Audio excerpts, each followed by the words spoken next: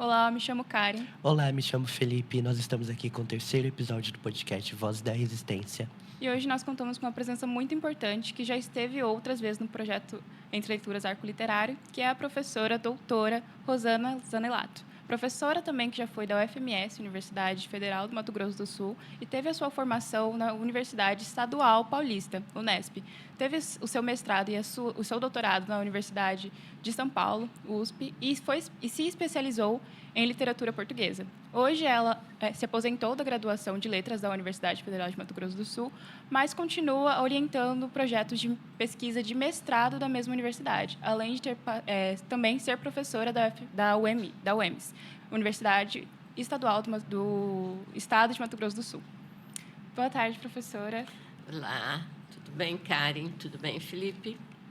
Bom, professora, considerando a sua formação enquanto educadora e também enquanto pessoa mesmo, como a senhora acha que, de alguma forma, se já teve algum conflito entre as suas formações, tendo em vista toda a sua experiência trabalhando com essa área de orientar projetos de literatura indígena e ter trabalhado também com literatura portuguesa, por conta da sua formação mesmo, se já teve mesmo algum conflito por conta de trabalhar com a literatura do colonizador e daquele que foi colonizado? Então, Karen, é o seguinte, é um percurso de pesquisa, tá? Algumas áreas, elas são afins, tá? E o método comparatista me permitiu chegar, por exemplo, às narrativas indígenas, tá? Num primeiro momento, a pesquisa grande que eu fiz pelo CNPq, tá? Ela relacionava literatura portuguesa, literatura brasileira e literatura de África, literatura moçambicana. E depois desse processo inicial, eu comecei a ler sobre questões relativas ao pós-colonialismo, à decolonialidade. Não são necessariamente conceitos que eu aciono diretamente, tá? Mas são conceitos que funcionam na minha cabeça para poder estabelecer as comparações que eu faço, tá? O meu maior, se houve um dia algum conflito, foi lá no início, quando eu comecei a fazer o mestrado na área de literatura portuguesa, tá? Eu fiquei pensando, socialmente, para que resolve estudar literatura no Brasil no começo dos anos 90? Que eu completei o mestrado em 95 e terminei o doutorado em 99. Tá? Depois de algum tempo, eu fui perceber que não era necessariamente minha dissertação, minha tese, que resolveu alguma coisa do ponto de vista social, mas a minha praxis como educadora, tá? Formando sujeitos que refletiriam criticamente sobre a literatura escrita pelos portugueses, a literatura escrita no Brasil e a literatura escrita em África, a literatura escrita talvez em outras partes do mundo. Tá? Então, não foi um conflito, foi um percurso, não diria natural, mas o percurso que um pesquisador, quando começa a pensar e se dedica a uma determinada área e pensa a partir de uma coerência teórica, acaba tendo durante a sua vida. Tá? Professora, agora uma pergunta que eu queria fazer é sobre a oralidade dentro da literatura indígena. O que a senhora acha disso tudo? Da transmissão das histórias orais para a escrita, visto que grande parte dos povos indígenas não tem esse costume. O que a senhora acha disso? A oralidade, ela foi e é muito importante para manutenção desse manancial que é secular. Tá? Só que eu e o grupo com que eu trabalho, o coletivo que trabalha comigo, nós estudamos as narrativas escritas. A gente não vai a campo, por exemplo, colher narrativas. Tá? Então, é muito importante o processo, a oralidade entre esses povos, mas, para mim, dentro do meu rol de estudos, tá? A escrita é muito importante. E eu tenho lido, Felipe, textos em que os próprios sujeitos indígenas, as sujeitas indígenas, sejam escritores, filósofos ou filósofas, educadores e educadoras, têm dito que a escrita é extremamente importante para ocupar um determinado lugar, tá?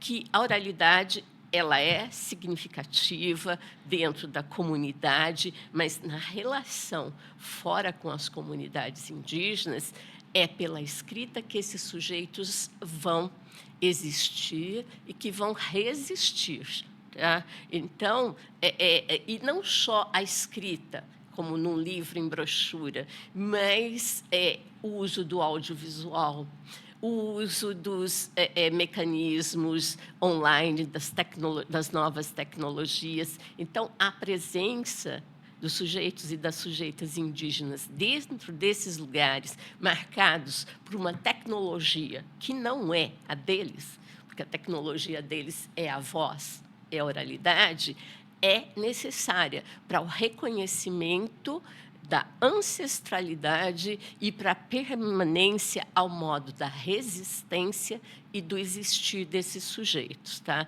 Porque foi uma questão que eu me propus, estava falando aqui antes de nós começarmos a nossa conversa, eu estive durante 11 anos em Dourados, quando a Universidade Federal de Mato Grosso do Sul tinha um campus lá, que depois, em 2006, se não me engano, tá, virou o FGD, a Federal da Grande Dourados. Tá? Quando cheguei, eu vim do interior do estado de São Paulo, eu achei muito degradante o lugar desses sujeitos indígenas, tá? Que pediam na rua, né? Que viviam uma situação de indigência que eu não vou dizer que é melhor hoje, tá? É diferente.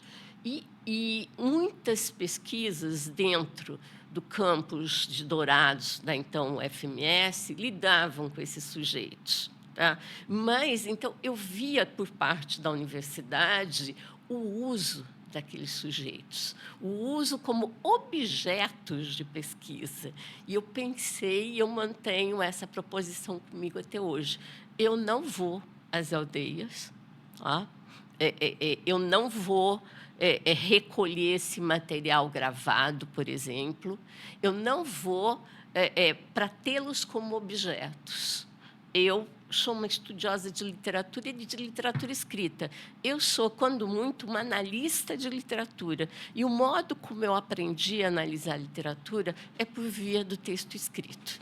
Então, eu permaneço coerente com essa postura, tanto com uma formação, tá, quanto com um propósito que eu fiz quando eu cheguei em Dourados, especialmente vendo como alguns pesquisadores e pesquisadoras lidavam com esses sujeitos. E como, depois de algum tempo, esses sujeitos indígenas, eles já percebiam, é lógico, mas como eles, vamos dizer assim, não, agora deu. A gente não vai mais se submeter a esse tipo de coisa. Hoje, nós temos que ser os sujeitos das nossas próprias pesquisas e os pesquisadores. Tá? Então, a oralidade é importante, mas, dentro do que eu faço, Felipe, ela é, vamos dizer assim, é um ingrediente a mais, mas o que me interessa é o texto escrito. Tá? E agora, fazendo um gancho com o que a senhora tinha dito sobre tecnologia mesmo. A gente sabe que agora a literatura ela compete com diversos outros meios, quanto o celular, outros filmes e coisas assim. Então, eu queria saber um pouco como foi esse percurso, tendo em vista de como a sua pesquisa ela começou há muito tempo atrás e como ela perdura até hoje, acesso a esses escritos mesmo, porque a gente vê como é difícil achar nomes quando a gente vai atrás, por exemplo, em alguma biblioteca, procurar esse tipo de coisa, ou quando a gente entra na própria internet para procurar mesmo, como é difícil encontrar produções desses sujeitos ou de pessoas sobre esses sujeitos. Eu queria saber um pouco da senhora mesmo, enquanto pesquisadora, mas também enquanto consumidora desse tipo. Hoje, vou fazer hoje, 2025, e desde, eu diria, uns 3 anos para trás, tá? A gente tem um acesso relativamente fácil, porque tem algumas editoras e algumas livrarias que têm esse nicho da narrativa indígena. Então, inclusive, uma editora como a Companhia das Letras, ela também aposta nesse nicho, porque é um nicho que tem rendido algum tipo de capital econômico. A gente não pode pensar que é só literatura, é só narrativa. Não, também é dinheiro. E eu tenho tido acesso à pesquisa de outros colegas brasileiros, que mostram uma série de outras referências escritas por sujeitos indígenas, tanto narrativas literárias quanto perspectivas teóricas que têm me interessado. Então, a questão, como eu sou uma pesquisadora, e espero que vocês já estão sendo iniciados, mas futuramente continuem, a gente tem que buscar. Então, de repente, eu estou dando parecer em um projeto. Aí vem lá uma série de textos, falei, gente, eu não conheço esses textos, eu vou atrás deles. E há, sim, também alguns sites, inclusive do governo federal, em que há questões sobre os povos indígenas, há textos de pesquisadores bastante sérios sobre os povos indígenas, mas hoje eu estou tentando achar textos em que os próprios sujeitos indígenas têm ela é, se não me engano, ela é deputada federal, a Célia Chacriabá, mineira, do norte de Minas, os Chacriabás. Ela tem tanto a dissertação de mestrado dela, que foi defendida na UNB, quanto um texto que tem chama-se Antologia Afro-Indígena, que só tem textos de sujeitos indígenas, afrodescendentes, sujeitos LGBTQIA+. Ela tem um texto nesse conjunto em que ela vai falar da necessidade de indigenização da universidade. Então, se houve um momento em que houve, e ainda há, uma eurocentralidade, uma europeização, temos esse momento agora. E como se chega a esse processo de indigenização? Por via de acesso a filósofos indígenas, estou vendo aqui o texto do Krenak. Então, ela fala dessa proposta de indigenização, acionando conceitos traduzidos, por exemplo, por filósofos e filósofas indígenas como o Krenak, que está aqui na mesa, como Daniel Munducuru, como uma professora universitária bastante conhecida, que é a Graça Graúna. Então, não só as narrativas literárias, mas também esse conhecimento, esse saber indígena. Por exemplo, o conceito como de bem viver, que é um conceito dentro dos meus estudos, eu tenho uma referência anterior a um texto equatoriano. Depois, aqui no Brasil, tem o Bem Viver Baniuá, o Bem Viver Guarani. Então, cada povo indígena tem uma reflexão própria sobre o que seja o bem viver. Só que elas têm conexões. Então, e também não só o texto, mas também o acesso à universidade, em outros níveis de educação, de sujeitos indígenas. Esses sujeitos serem os nossos professores e as nossas professoras. Por exemplo, na Universidade Federal de Mato Grosso do Sul, no campus de Aquidauana, existe a licenciatura indígena, voltada, se não me engano, quem coordena são sujeitos da etnia terena. Então, há essa preocupação. Então, são professores indígenas, há também professores não indígenas. Então, a presença desses sujeitos em sala de aula também é importante, porque não adianta a gente continuar lendo narrativas indígenas, escritas pelos indígenas, pelas indígenas, mas não ter um educador indígena, não ter uma educadora indígena, não ter pesquisador ou pesquisadoras indígenas. E eu penso que, infelizmente, em Mato Grosso do Sul, a gente ainda não tem tantos como poderíamos ter. É lógico, na UCDB tem, porque a UCDB ela tem uma tradição em lidar com as questões indígenas. A UEMS também tem, que desde a criação da UEMS há uma preocupação, por exemplo, com o ingresso desses sujeitos e de outros por via das cotas na UEMS. A federal eu ainda vejo como há ainda ações muito tímidas. As nossas ações, porque eu faço parte da UFMS, tá? Me parecem ainda muito tímidas. A UFGD também tem um investimento relativamente bom, tá? Então, isso é muito importante, esse processo de indigenização. É o que a Célia Chacriabá usa, então eu estou lançando mão de alguma coisa que ela sugere e que me pareceu bastante significativo e bastante bom, tá?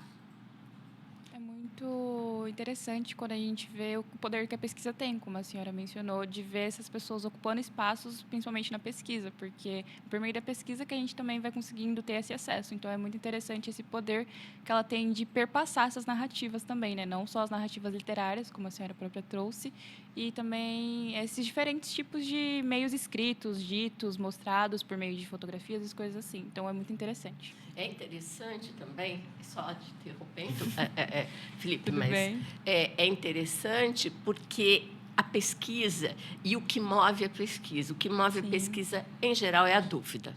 Se você é um sujeito que não tem dúvida, você não é um pesquisador. Tá?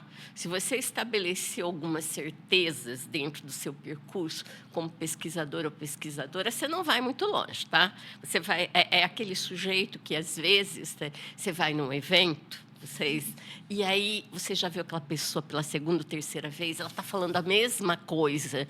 Você fala assim, gente, mas não é possível, né? Eu já vi esse cara faz 2 anos, ele repete. Tá? Então, isso não é um problema. Mas isso é um indício do que talvez aquele pesquisador ou aquela pesquisadora tenham para si. Quer dizer, é interessante o que eu faço, é muito legal, então não vou me envolver com outras coisas. Isso também, aí eu retorno àquela sua primeira questão. Isso, para mim, sempre foi importante. Será que não tem uma outra alternativa? Tá? Será que eu não posso fazer a leitura deste texto literário, dessa narrativa indígena, a partir de uma outra coisa que pouca gente pensou, ou, se alguém pensou, ainda não escreveu? Isso é pesquisa. Tá? Obrigada, Karen. Eu acho que também, complementando ao que a senhora tem falado de introduzir as pessoas indígenas nas salas de aula, eu acho que a introdução dos indivíduos no ambiente acadêmico, no ambiente de pesquisa, é extremamente importante para poder, para poder integrar ele dentro da sociedade, porque a educação e a pesquisa são recursos fundamentais para a gente poder se desenvolver enquanto indivíduos e enquanto sociedade. Tanto que o nosso projeto mesmo, o Arco Literário, eu acho que ele foi, assim, muito, muito importante para a introdução de pessoas LGBTQIAPN+, dentro do nosso, não só dentro do nosso campus, mas dentro da nossa sociedade.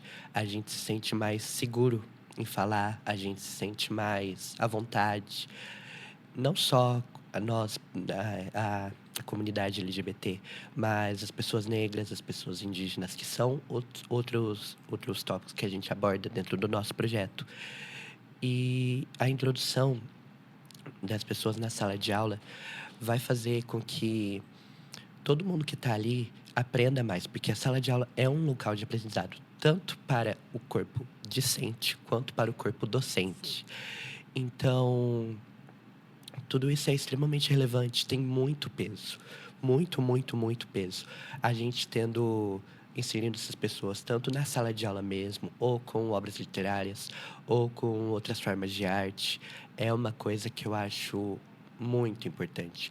Mas uma pergunta que eu tenho para a senhora: além da inserção no indivíduo, a senhora acha que tem alguma outra forma de introduzir essas pessoas dentro do ambiente acadêmico, do ambiente de pesquisas, além da sala de aula? O que a senhora acha?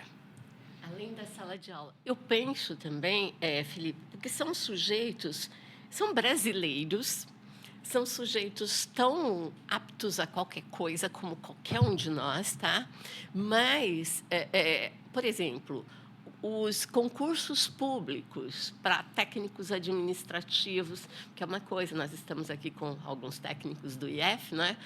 A universidade, eu não sei aqui como funciona, tem professor que pensa que sem técnico se vai ao longe. Não vai, tá?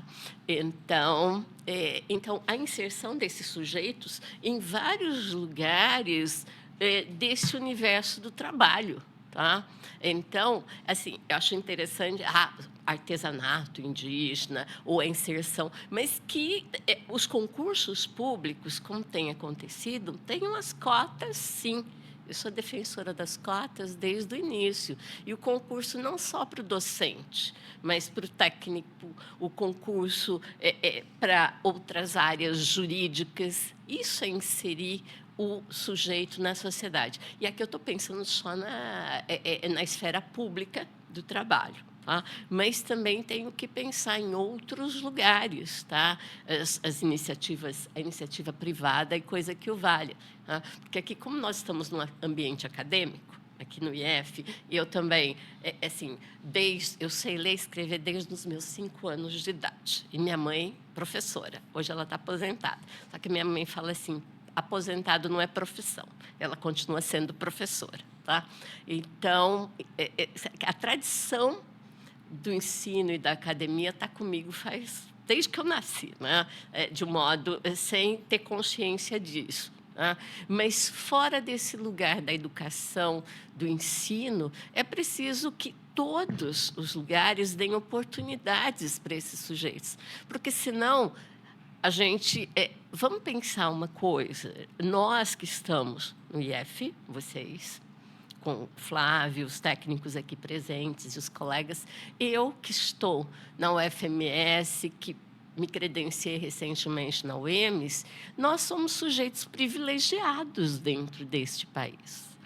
O privilégio de ingressarmos numa instituição pública, o IF também tem uma procura grandíssima, não só para vocês discentes, mas também para os professores, para os docentes e para os técnicos, assim como a UFMS, tá? Mas pensando estatisticamente em relação ao resto do país, nós somos poucos, gente. Então, agregar os sujeitos indígenas, por exemplo, os sujeitos negros, os sujeitos LGBTQIA+, neste lugar, de boa, ótimo. Mas e os outros lugares? Porque quando você sai daqui, vocês que estão, vamos dizer assim, vocês vão sair daqui brevemente e pretendem ir para outro lugar, tá? Ou quando a gente sai da universidade pública e também pretende, a gente vai enfrentar um outro mundo, especialmente se a gente cai na iniciativa privada. Eu entrei na UFMS em 93, tá? Eu não trabalhei em universidade particular desde esse momento, sempre estive, minha carreira foi feita toda na UFMS. Eu só trabalhei 3 anos na rede privada no estado de São Paulo, tá? E trabalhei em cursinho, trabalhei em colégio técnico, né? Formando o curso técnico, tá? É um outro ambiente. Isso na década de 90. Hoje, a coisa parece que ficou um pouco pior. Tá? Então, nós vivemos num lugar que é uma espécie de bolha. Então, nós, nesse lugar, estamos tentando furar essa bolha, tá? Para dar vez e voz para outros sujeitos. Mas é preciso também que esse outro lugar mais alargado, onde essa bolha vive, também tenha essa percepção. E eu não sei se ela tem, tá? Até porque esses indivíduos, eles não fazem parte só desse ambiente acadêmico. Eles fazem parte de tudo. No ambiente de trabalho, no ambiente familiar, no ambiente religioso. Sim. Então, a gente não pode focar só no acadêmico. Por mais que a gente esteja trabalhando com estudos e pesquisa. Mas a gente sempre tem que pensar no todo. Porque a gente faz parte do todo também. E vamos lá, Felipe, você, Karen, os meninos aqui presentes, eu, Flávio, os colegas técnicos, nós estamos num lugar mais ou menos protegido. Porque quando a gente sai daqui, tá? A gente que trabalha aqui, como professor, como técnico, é uma determinada situação. Vocês, como discentes, vocês vivem lá fora mais tempo do que a gente. Então, os enfrentamentos são outros. E as situações são complicadas. Aqui é um ambiente de proteção. Por mais que existam alguns sujeitos que a gente pensa, o que esse cara está fazendo aqui? Tá? Como ele entrou aqui? São perguntas que, por vezes, nós nos fazemos, mas eles estão em número menor aqui do que lá fora. Então, é perigoso. Tá? Então, a gente tem que pensar isso em relação a todos esses grupos que você nomeou, Felipe. E, dentre esses grupos, os sujeitos indígenas, que me parece que, quantitativamente, são em número menor ainda. Se você colocar os sujeitos dos grupos LGBTQIA+, os sujeitos negros e coisa que o valha. Tá? Então, veja que aí a situação vai ficando mais complexa ainda. Tá? Muito obrigada, professora. E agora a gente partindo para falar de uma perspectiva mais regional, do nosso estado, da nossa cidade. Como a senhora encara, já estando nesse percurso da academia mato-grossense e tendo essa experiência vasta, tendo convivido várias vezes, como essa formação mesmo de identidade regional, tendo como vista as diversas comunidades indígenas que existem, como a senhora já citou, a Terena e diversas outras, como está esse meio de formação mesmo, porque a literatura é um meio de formação dessas pessoas, outros meios de escrita e afins também são essa formação, mas como está essa identidade mato-grossense, essa identidade campograndense, na opinião da senhora? Olha, se eu pensar em termos de narrativa indígena, ela terminou o doutorado ano passado, a Meli Sena. Ela trabalha na Fundação de Cultura de Mato Grosso do Sul. Ela fez um levantamento das escritoras sul-mato-grossenses desde que o estado de Mato Grosso do Sul foi criado até 2024. Só o nome de mulher indígena, de escritora indígena, apareceu, a Gleiciele Nonato. Foi o único. Escritora negra, por exemplo, não aparece, se não me engano, ou é uma ou é nenhuma. Tá? Mas ela fez uma pesquisa em bibliotecas públicas, em bibliotecas de academias sul-mato-grossense, acho que é douradense. Então, ela fez em espaços vamos dizer assim, formadores de opinião e de literatura. Tá? E essa questão da identidade tem a ver com o que a gente chama vulgarmente de regionalismo. Tá? Será que o sujeito indígena, o sujeito negro, o sujeito LGBTQIA+, precisa escrever somente sobre o espaço e aquele lugar onde ele está?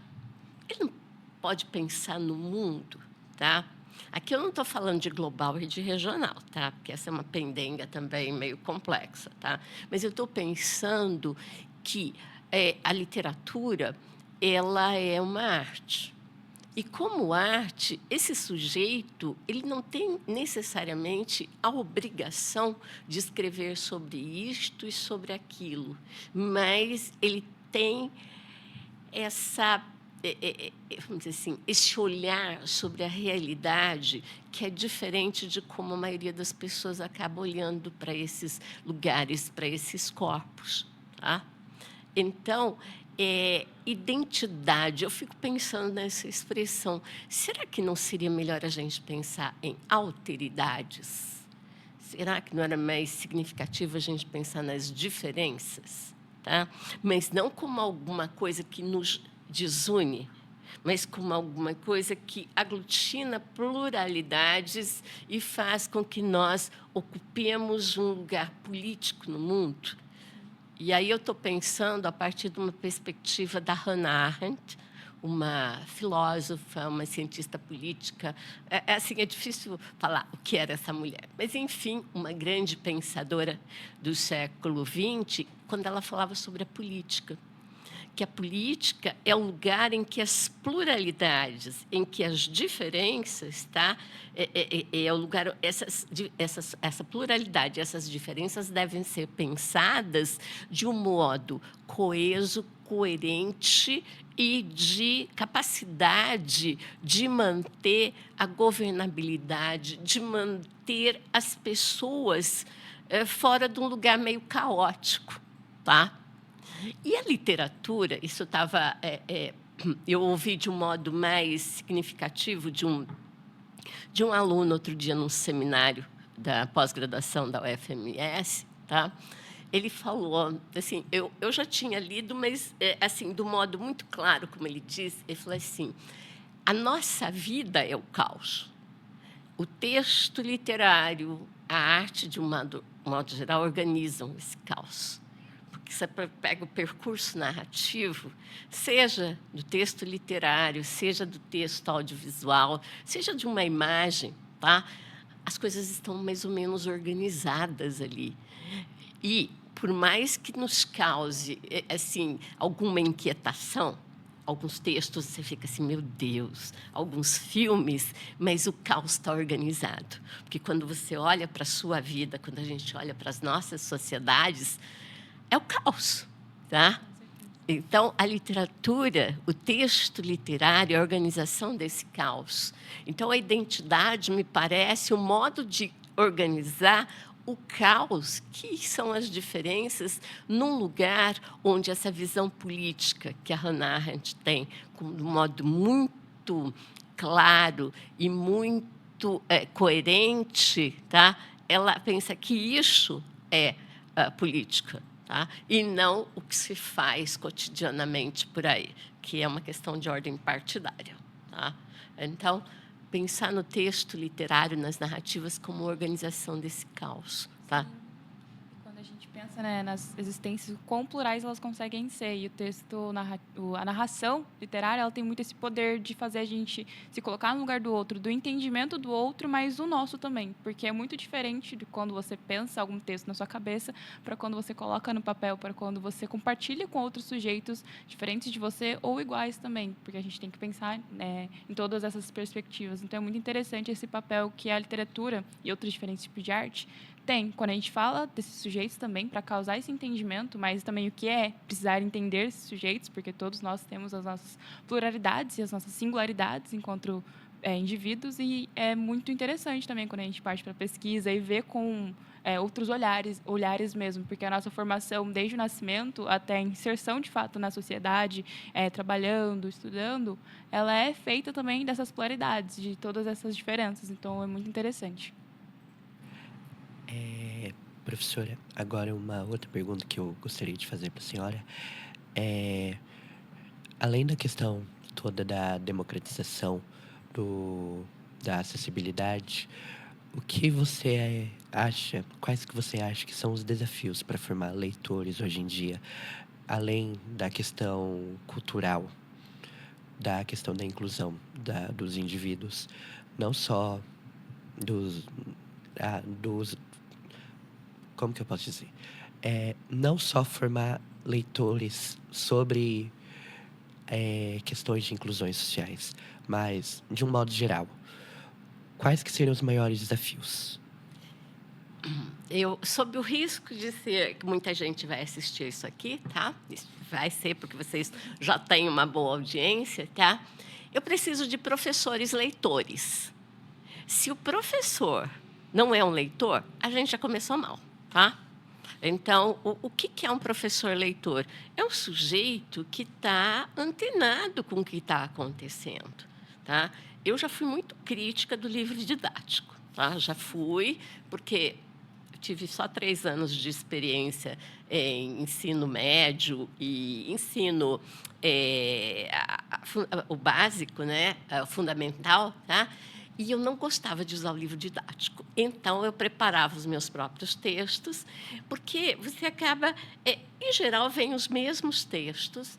Então, se cria um cânone literário que se forma a partir dessas antologias didáticas, tá? E uma parte significativa dos professores acaba...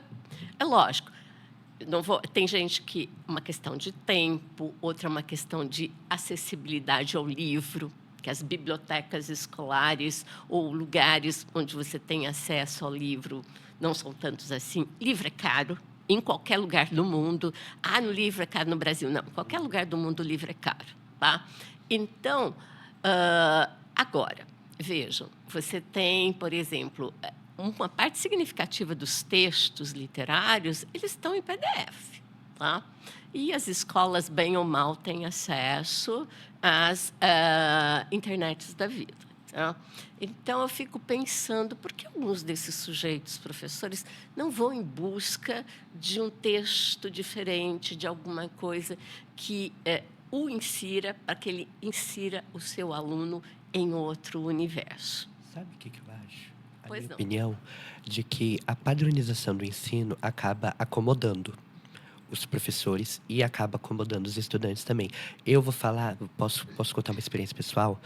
Quando eu estudava no ensino fundamental, eu quase não lia praticamente nada. Eu só lia aquilo que estava no livro didático e me acomodei completamente àquilo. Eu cheguei aqui, a gente não tinha livro didático. Eu entrei em desespero.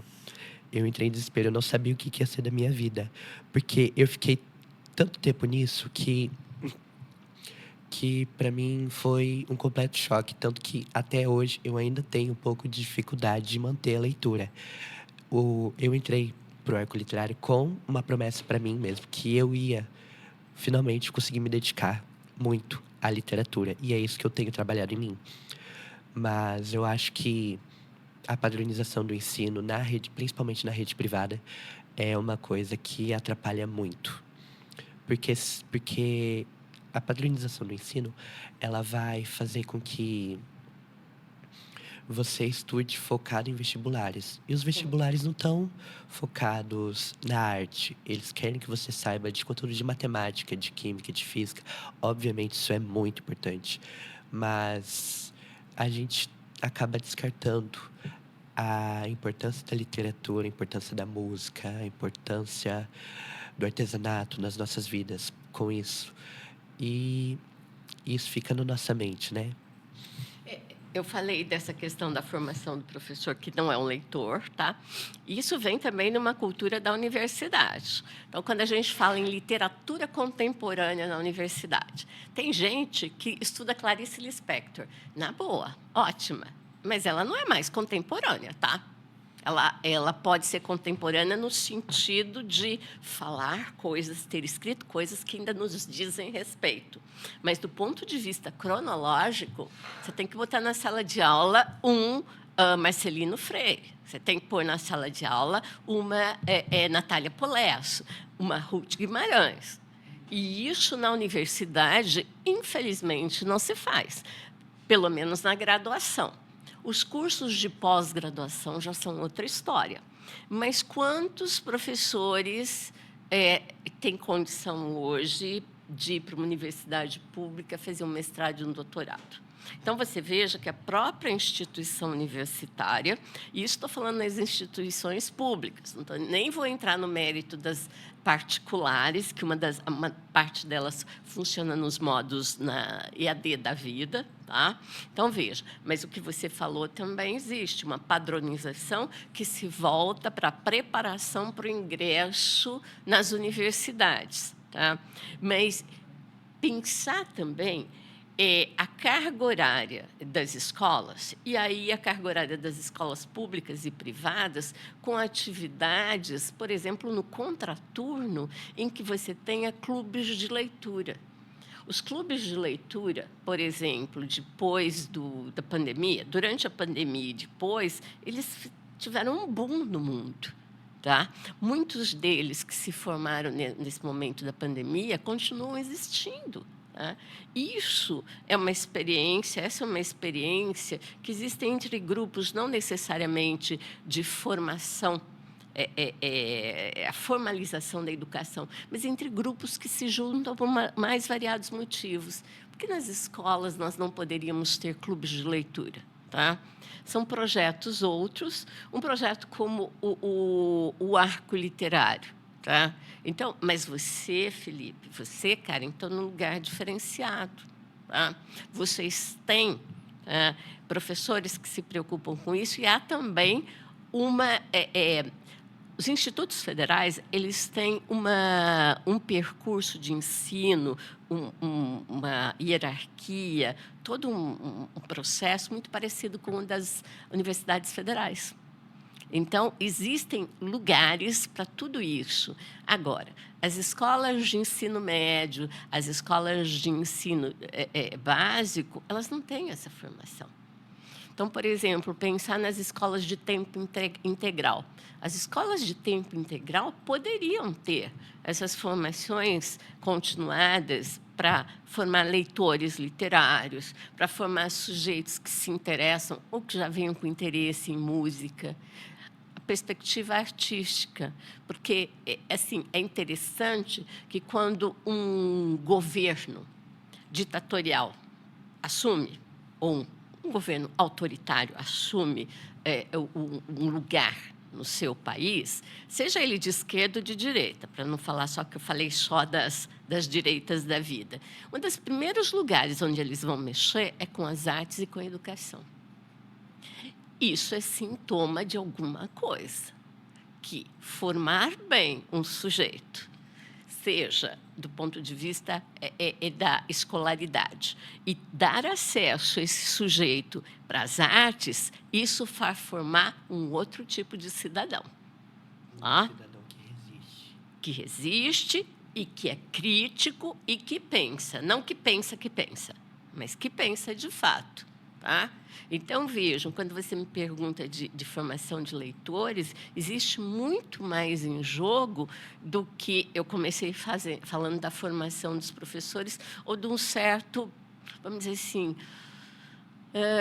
de um certo descaso com a leitura literária. Mas isso está envolto numa uma política pública, tá?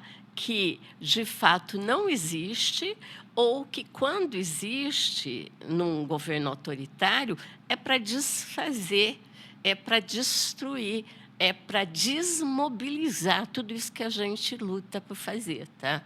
Eu volto à questão, eu sou analista de literatura.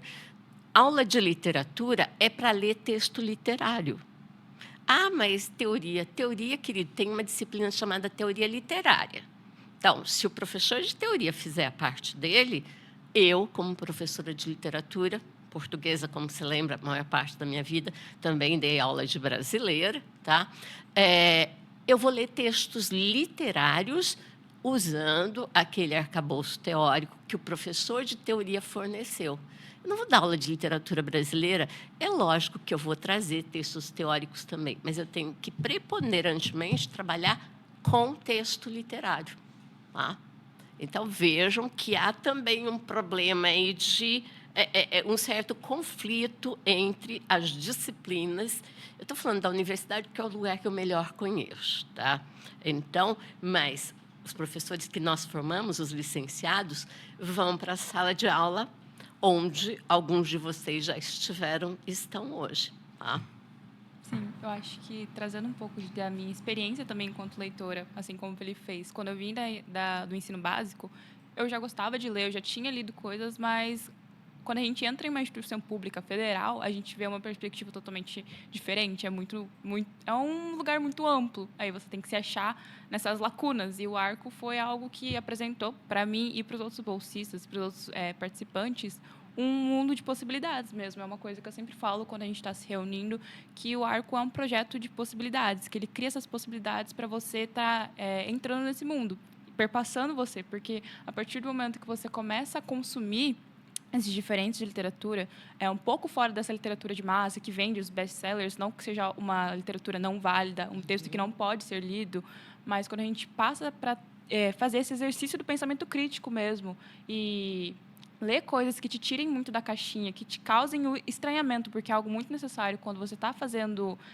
experienciando isso, porque você precisa se tirar dessas imposições que a gente tem.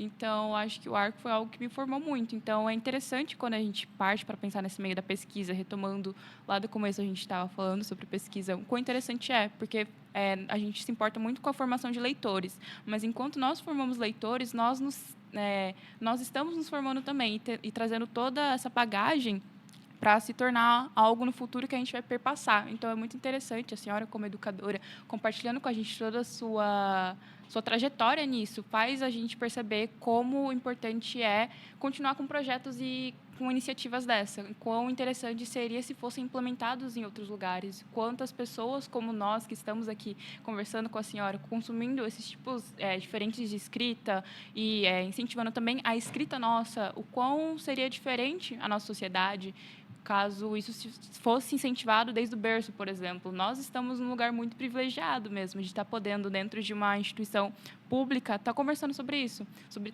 poder falar sobre narrativas de sujeitos minoritarizados pela sociedade, que antes era uma coisa totalmente diferente, como, por exemplo, na geração da senhora, como era o seu ensino médio, se a gente comparar com o nosso, quão diferente era. O Flávio fala bastante isso pra gente, de que, na época dele, a gente não poderia trazer um livro desse. Não é uma época tão diferente, né? Os anos 80, 90, mais ou menos. Não é tão distante da gente. Então, pensar, é né? interessante que você disse uma coisa que me interessa, tá? Não como pesquisadora, mas para reflexão. Tem textos que vocês leem fora daqui, vocês e seus colegas, as sagas, tá? Coisa e tal. A universidade, o ensino médio, um lugar como o IF, a gente tem como professor que apresentar outro tipo de literatura para vocês. Porque essa literatura que vocês já leem, consomem, vocês, não sei se necessariamente vocês dois, mas uma parte significativa dos colegas, eles já conhecem, já têm uma visão acerca daquilo. Então, na universidade, no IF, em outros lugares de educação formal, a gente tem que apresentar outro tipo de literatura, tá? Então, porque aí você tem uma diversidade. Vocês acham? Eu gosto de ler coisas assim diferentes do que eu lido como análise literária. Tá? Na década de 80, eu cursei a universidade na década de 80. Tá?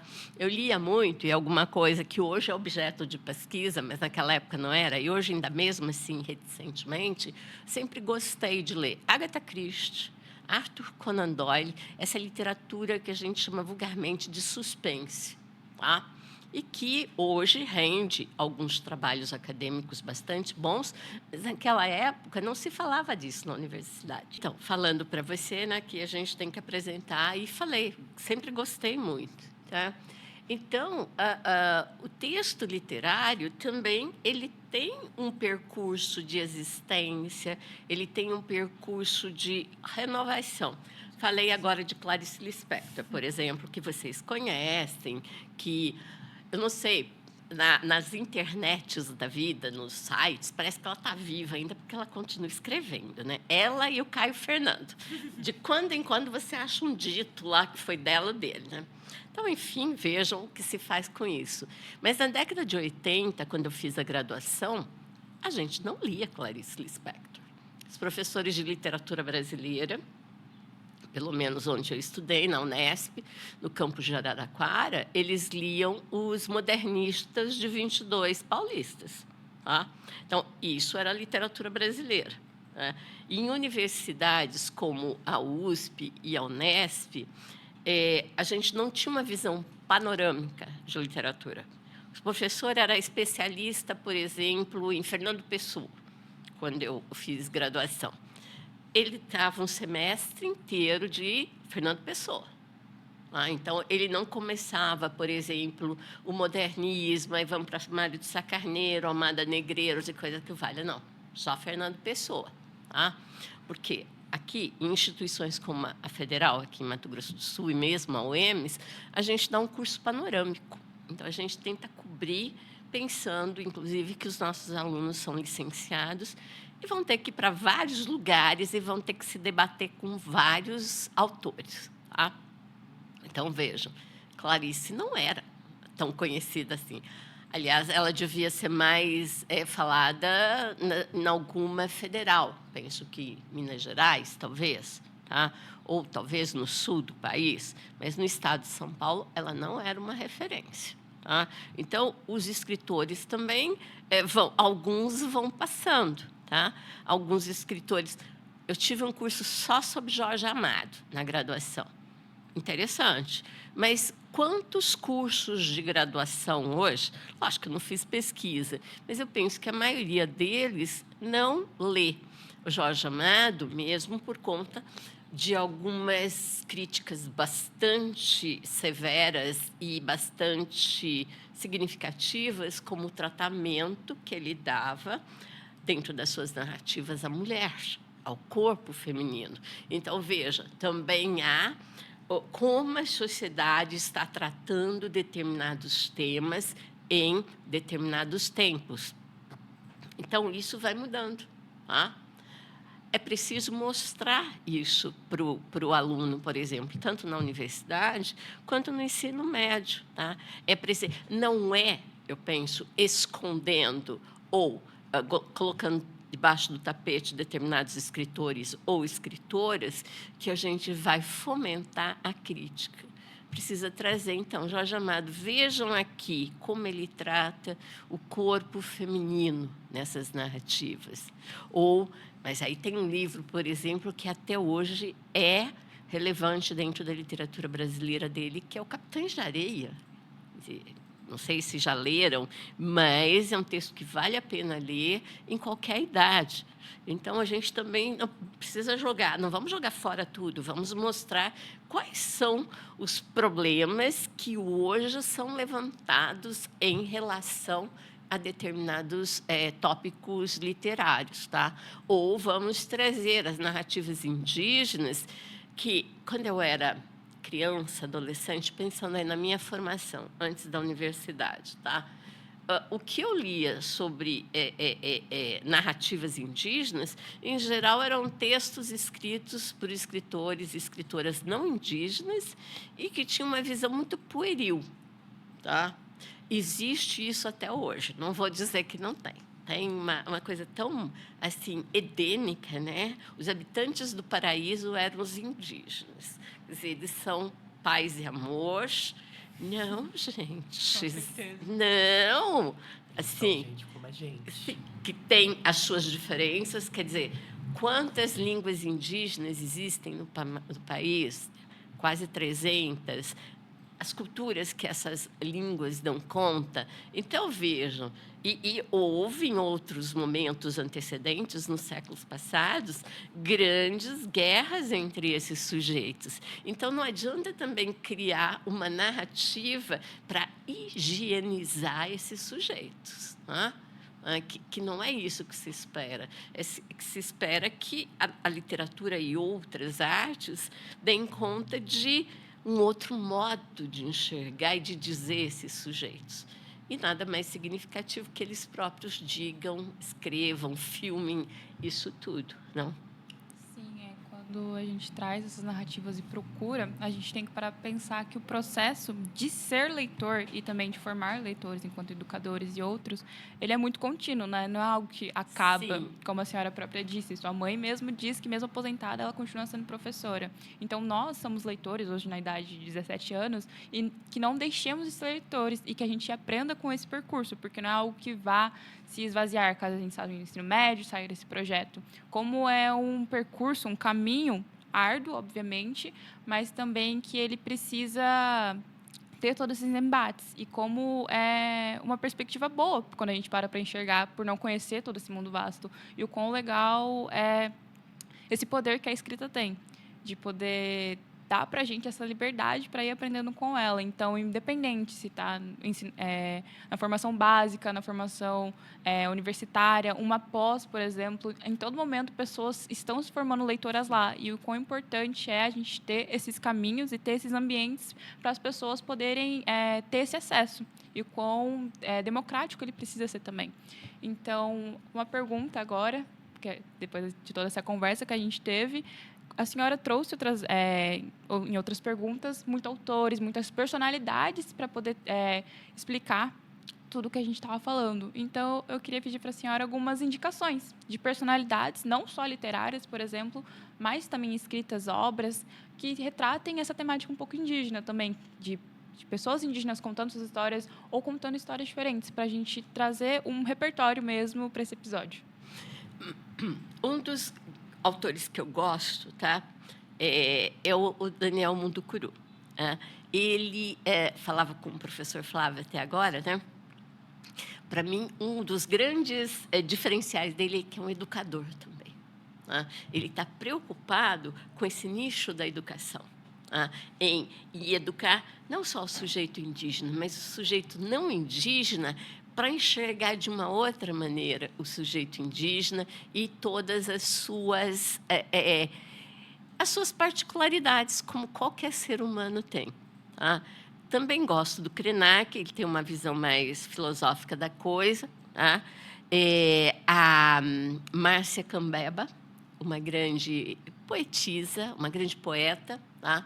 Indígena. A Gleiciele Nonato, aqui de Mato Grosso do Sul, ela tem... Hoje, acho que ela está só com um texto escrito, mas ela diz que ela está preparando já um outro material. Tá? Então, espero que esse material possa ser divulgado em breve. Uma outra escritora que também tem textos bastante significativos, especialmente para a gente que lida com análise literária, é a Julie Trudois do Rico, porque o nome dela é Julie, mas agora ela vamos dizer assim, se reconhecendo mesmo como um sujeito indígena, ela se colocou o nome de Trudois, tá? É o nome dela. Porque é interessante que, na narrativa de alguns desses sujeitos e sujeitas, que alguns e algumas delas, até algum tempo, não se reconhecia como um sujeito ou sujeito indígena. Tá? Porque, às vezes, ou cresceram na cidade, ou não são filhos de pai e mãe indígenas, tá? Mas depois, acompanhando as lutas, acompanhando movimentos de resistência e de reivindicação, se reconheceram como esses sujeitos que ocupam lugares que são reconhecidos como indígenas. Tá?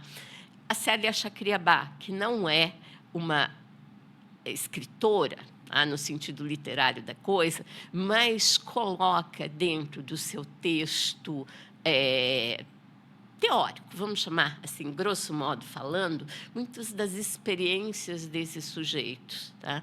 Porque, quando a gente lê a perspectiva teórica dos indígenas, tá? É um texto, eu diria assim, ele não é complicado, ele não dá um nó na sua ideia, como às vezes a gente está lendo teoria literária, especialmente aquela que vem da Europa, que é ainda preponderante. Tá? Aí você fala, gente, onde esse cara quer chegar? Você não consegue acompanhar. Não, são textos em que a marca da experiência, a marca dessa narratividade está ali posta. Tá? Tem a Célia Chacriabá, estou tentando lembrar aqui de mais alguns nomes. Tem o conjunto de escritoras que vocês têm originárias, tá? que vocês já leram aqui nas suas reuniões, né, de leitura com o professor Flávio. Tá? Tem... Deixa eu ver, quem mais? Cacá Gecupé, escreve muito bem também. Ele tem uns textos em que ele vai propor outra leitura da história do Brasil. Né? A história do Brasil começa com os portugueses? Não, a história do Brasil começa muito antes. E há alguns textos, né, também escritos por sujeitos não indígenas e que não são necessariamente, não são textos literários, narrativas literárias, mas que, vamos dizer assim, tentam desarticular essa visão simplista ou essa visão bárbara, de barbárie, que os indígenas têm. Tem um texto do Márcio Souza, acho que ele faleceu ano passado, um escritor acriano. Tá? Ele escreveu um texto em que ele faz, inclusive, coloca questões de ordem arqueológica sobre as sociedades indígenas desde tempos passados. Tá? Outro que também nos clareia algumas ideias sobre os indígenas, Darcy Ribeiro, vamos dizer assim, um dos grandes antropólogos brasileiros. Ou então, Berta Ribeiro, a mulher dele. Ela foi uma das primeiras a traçar um panorama da história dos povos indígenas do Brasil.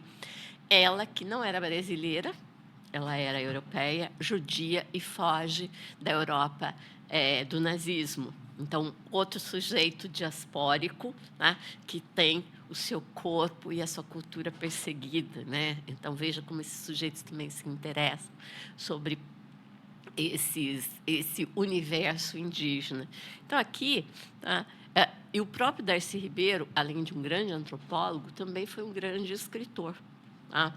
Ele tem um texto chamado Maíra, tá? Um romance da década de 50 ou 60, né? Desse momento da época do Juscelino e depois, antes do golpe, do início da ditadura militar, em que ele vai colocar esses rituais de iniciação e como o contato do não indígena com o indígena gera uma certa tensão dentro do âmbito da cultura. Tá? São textos bastante interessantes do Darcy Ribeiro, o romancista Darcy Ribeiro, e que, infelizmente, também ficaram tanto apagados, porque ele foi perseguido pela ditadura, fizeram uma série de campanhas contra ele. Tá? Então, vejam, a gente precisa também recuperar gente que tem essas narrativas, mas que narrativas diferenciadas acerca desses sujeitos indígenas ou que estão nesse lugar. Aqui em Mato Grosso do Sul, ele não é daqui, tá? Mas tem um texto do Hernani Donato chamado Selva Trágica, tá? Um texto da década de 1940, muito interessante, e que vai falar dessa escravização de faixa. Não é uma escravização, são esses. Quando os trabalhadores são seduzidos com a promessa do emprego e coisa que vai, só que eles são endividados. Alienados. Isso. Não, tem um termo, escravização, que de quando em quando, aqui em Mato Grosso do Sul, fazendeiros são... A polícia chega para fazer fiscalização, os órgãos trabalhistas encontram pessoas em situação, tá, de cerceamento de liberdade, vivendo em tendas e trabalhando a troco de uma comida horrorosa e de um lugar horrível para morar. Trabalho análogo à escravidão. Isso mesmo, obrigada, Felipe. Trabalho análogo à escravidão. Então, esse texto, Selva Trágica, traz isso lá na década de 40, na cultura da erva mate aqui na região. Então, você tem esse trânsito na fronteira de sujeitos indígenas, sejam de origem paraguaia, sejam de origem brasileira, e que vão estar nessa situação análoga à escravidão. Aí, quando se rebelam, são mortos. Tá? Então, tem também os textos escritos por não indígenas que pensam essas situações e que colocam a gente assim, nossa, mas isso já estava há algum tempo em circulação, mas hoje, de alguma maneira, estão sendo recuperados, que dialogam com algumas situações postas nas narrativas indígenas. Tá? Sim, é também o exercício do resgate, né? Muito obrigada, professora, por Imagina. ter feito as suas contribuições com a sua bagagem maravilhosa, seus repertórios muito bons. Então, muito obrigada por ter aceitado participar do nosso podcast, ter nos agraciado com a sua presença, porque hoje foi uma discussão muito proveitosa, foi algo em que nós pudemos aprender muito com a senhora também. Então, muito obrigado várias vezes por ter aceitado, por ter vindo aqui e disponibilizado o seu tempo.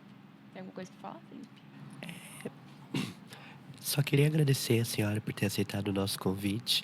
E eu fico feliz que agora eu consegui, de fato, conversar com a senhora, porque na roda passada eu não consegui interagir tanto. Mas aqui, conversando com a senhora, eu aprendi muito, de verdade. E só um complementinho a mais sobre uma coisa que a senhora falou, sobre o reconhecimento das pessoas.